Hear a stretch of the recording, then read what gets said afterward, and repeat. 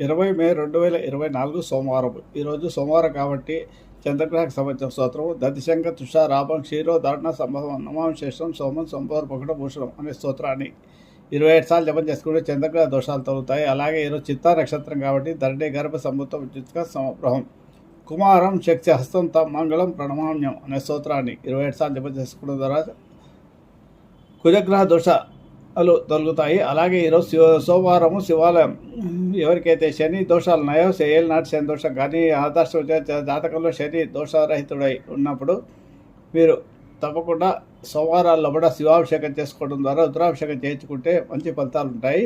ఓ నమః శివాయ ఒక గంట సేపు లేదా 1000 సార్లు అయినా జపం చేసుకోవాలి ప్రతి సోమవారము, రోజు వీల్లేకపోయినా. అలాగే మృత్యుంజయ మహామంత్రాన్ని ఎవరైతే ప్రతిరోజు జపం చేసుకుంటారో 27 సార్లు కనీసం లిక్విడ్ క్యాష్ అనేది వాళ్ళకి లోటు లేకుండా ఉంటుంది. ఎప్పుడు కూడా మృత్యుభయాలు కూడా తొలుగుతాయి.